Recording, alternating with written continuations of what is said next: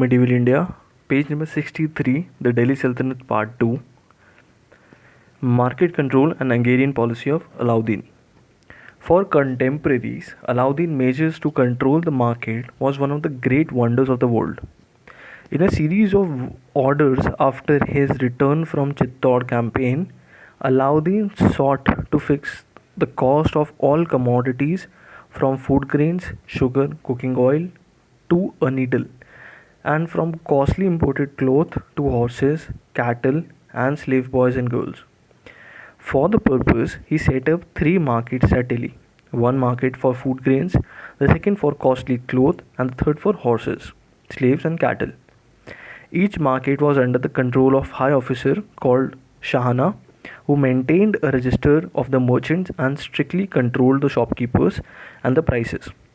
Regulation of prices, especially food grains, was constant concern of medieval rulers because without the supply of cheap food grains to the towns, they could not hope to enjoy the support of the citizens.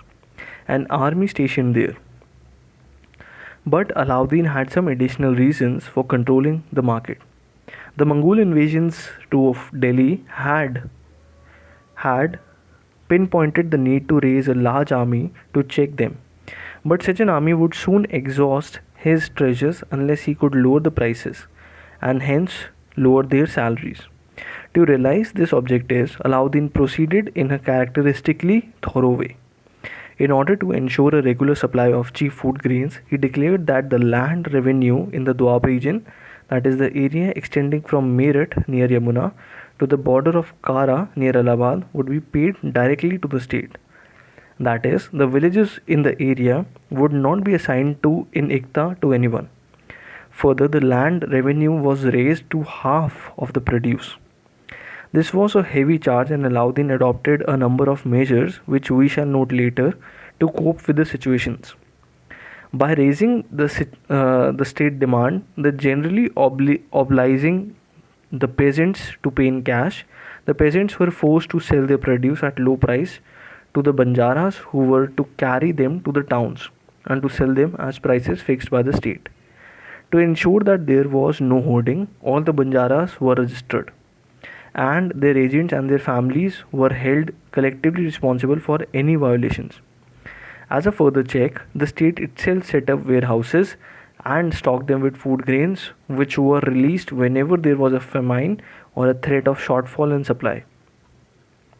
Alauddin kept himself constantly informed of everything, and very harsh punishment was given if any shopkeeper charged a higher price or tried to cheat by using false weights and measures. Barani tells us that the prices were not allowed to be increased even by a dam or a paisa, even during the time of famine. Thus, wheat sold at 7.5 jitals a man, barley at 4 jitals, good quality rice at 5 jitals. Barani says the performance of prices in the grain market was a wonder of the age. Control of prices of horses was important for the Sultan because without the supply of good horses at a reasonable price to the army, the efficiency of the army could not be maintained. The position of supply of horses had improved as a result of conquest of Gujarat. Good quality horses could now be sold only to the state. The price of a first grade horse fixed by Alauddin was 100 to 120 tanaks, while Tattu pony, not fit for the army, cost 10 to 25 tanakas. The price of cattle as well as of slaves was strictly regulated, and Barani gives us their prices in detail. The prices of cattle and slaves are mentioned side by side by Barani. This shows that slavery was accepted in medieval India as a normal feature. Control of the prices and other goods, especially of costly cloth, perfumes, etc., was not vital for Sultan. However, their prices were also fixed, probably because it was felt that higher prices in the sector would affect prices in general, or it might have been done in order to please the nobility. We are told that large sums of money were advanced to the Multani traders for bringing fine quality cloth to Delhi from various parts of the country. As a result, Delhi became the biggest market of fine cloth, the price of which was fixed, and traders from all places flocked to Delhi in order to buy it and sell it at higher price elsewhere. Realization of land revenue in cash enabled Alauddin to pay his soldiers in cash. He was the first sultan in the Sultanate to do so. A Sawar cavalryman in his time was paid 238 tanaks a year, or about 20 tanaks a month. It appears that he was expected to maintain himself and his horse and his equipment out of this amount. Even then, this was not a low salary, for during Akbar's time, when the prices were far higher, a Mughal cavalryman received a salary of about 20 rupees a month. Actually, a Turkish cavalryman during the 13th and the 14th centuries was almost a gentleman and expected a salary which would enable him to live as such. In view of this, the salary fixed by Alauddin was low, and the control of market was therefore necessary. The historian Barani thought that a major objective of Alauddin's control of markets was his desire to punish the Hindus, since most of the traders were Hindus and it was they who restored the profiteering in food grains and other goods. However, most of the overland trade to West and Central Asia was in the hands of Khuranis, who were Muslims, and Multanis, many of whom were also Muslims. Alauddin's measures therefore affected these sections also, a fact which Barani does not mention. It is not clear whether the market regulations of Alauddin were applied only to Delhi or also to other towns in the empire. Barani tells us that the regulation concerning Delhi always tended to be followed in other towns also.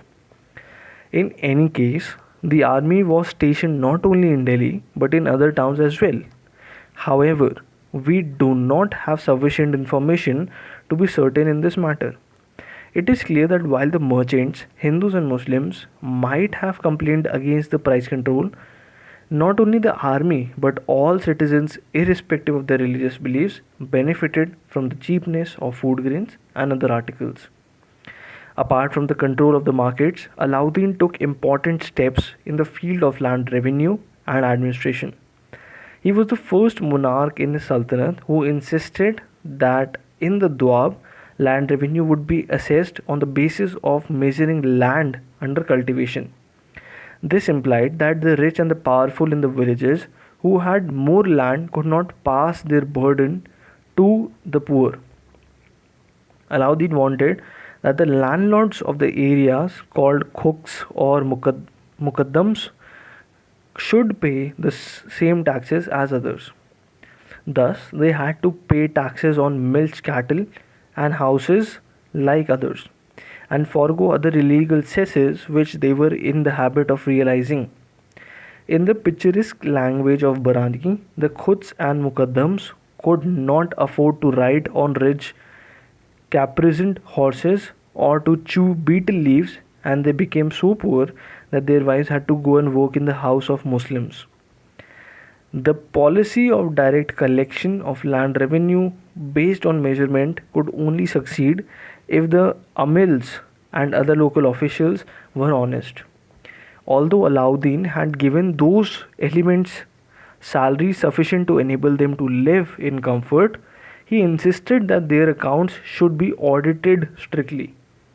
We are told that for small defaults they would be beaten and sent to prison.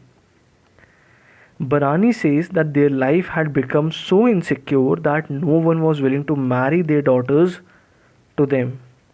No doubt this is an exaggeration, because then as now government service was considered to be a prestigious, and those who held government offices, whether they were Hindus or Muslims, were eagerly sought as marriage partners.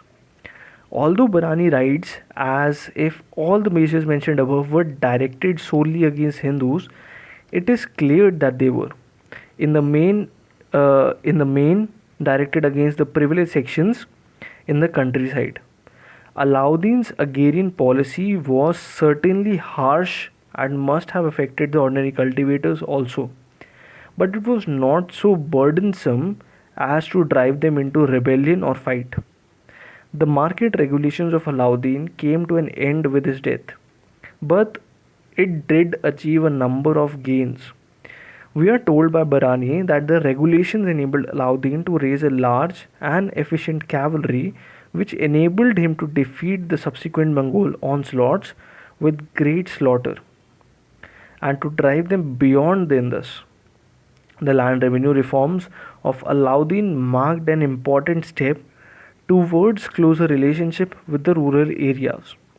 Some of his measures were continued by his successors and later provided a basis for agrarian reforms of Sher Shah and Akbar. Thank you everyone for tuning in. In the next part, we'll start with Muhammad Tughlaq's experiment on page number 65, that is. All the best for exams, and do share and subscribe the channel for more videos like this. Thank you everyone.